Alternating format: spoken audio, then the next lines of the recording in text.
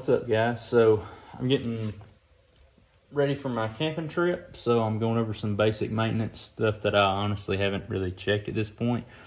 So today we're going to get to the cooling fan filter, and to do that you've got, so your air box is here, and the manual says the cooling fan is behind this upper portion. There's an inlet here for it.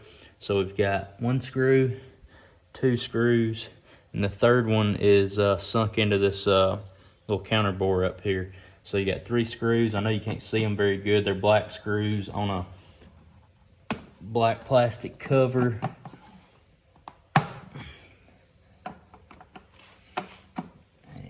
And I've got about 6,000 miles on the bike. I have at no point ever inspected either of these filters, so they may be in really bad shape, they may be in very good shape. We'll find out together. I've got no excuse for not doing it. This seems like a pretty straightforward job. Those two screws are the same length for what it's worth. This screw in the counter sunk hole is also the same length, so no danger in mixing them up. I look pretty clean in here. Got a little piece of grass, but considering I ride my kids around the yard on it, it's not that bad.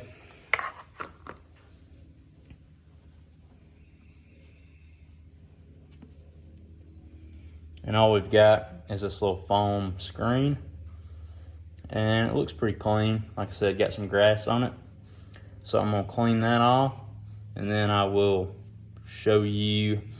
It is important to note it has some, I'll put my yellow behind it.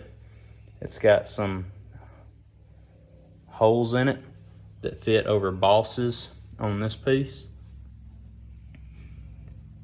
So take note of that when putting it back on. I'm gonna get this cleaned off. It's just foam, you can wad it up, do whatever. So that probably wouldn't be the end of the world to oil it, but it probably doesn't have to be oiled. So I'm gonna get this cleaned off and we'll get it put back on. All right, I'm gonna show you how I'm gonna clean it. I'm probably not gonna wash it with water or soap or anything. It shouldn't hurt it to do that.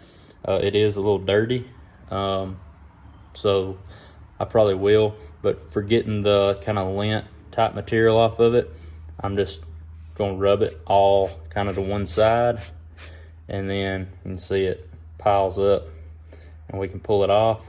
So to get the big chunks off, that's all I'm gonna do. I'm gonna end up getting a lot of crap on my hands. That's fine. And then once I get all this big junk off, I'm going to wet it and wring it out a few times.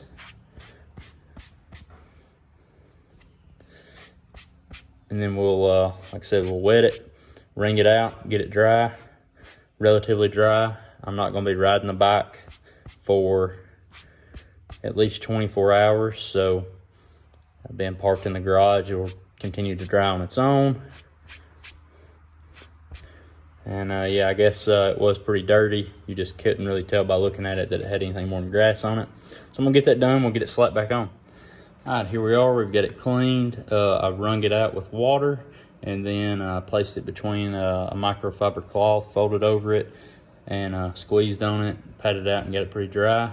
It's hard to tell at this point which side was in and which side was out, but there is like a ring left behind. I would recommend you always keep the same side facing out, just so any bits of dirt that are on it that you do not get off will not end up on the inside. It's probably not that big of a deal. You can definitely see the 4 holes in it a lot better at this point. And see if we can get it back on here. So there's a boss here, here. Looks like the bosses are 90 degrees apart, which makes sense because their holes are 90 apart.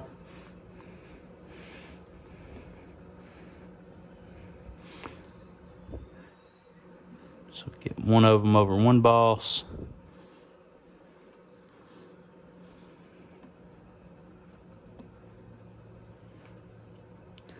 Get the other one over. And you kind of just have to fill at the top.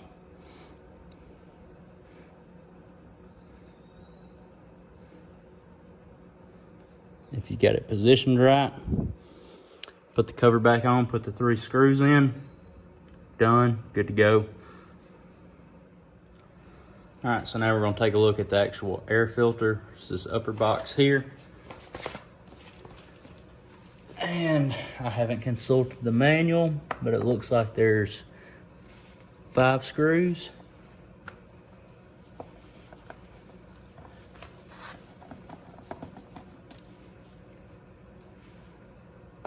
And they are a very coarse pitch screw, which means they're going to thread into plastic. So when you take these on and off, with that in mind, it'd be very wise to not get crazy with them. Just snug them down with a Phillips head. Should be good to go. So far, they're all the same length, so that is good as well. No chance of mixing them up.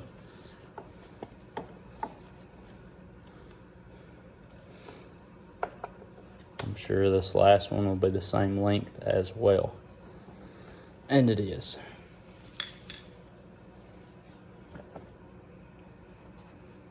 Alright, so we've got inlet tube here. That's what the inside looks like.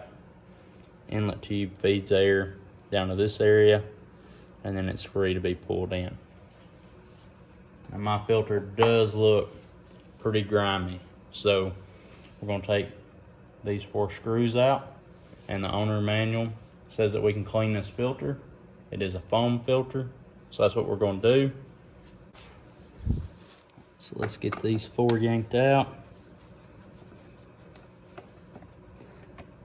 And they are the same coarse thread plastic screw as the ones used to hold the cover on. So that is good. You can't get these mixed up. So you should have 9 in total, and they're all the same.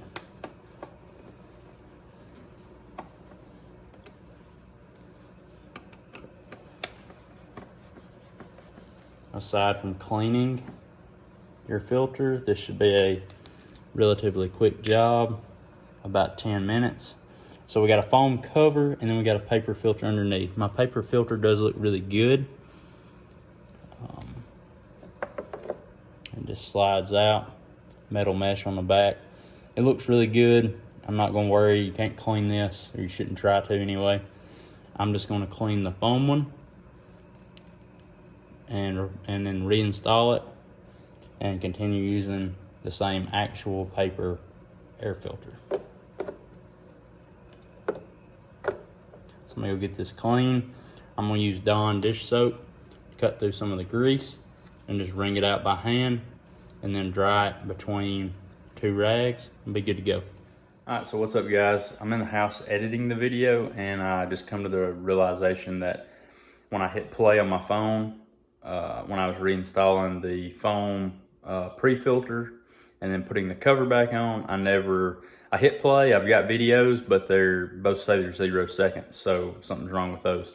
But anyway, you just reinstall the same way you took off, easy peasy, done.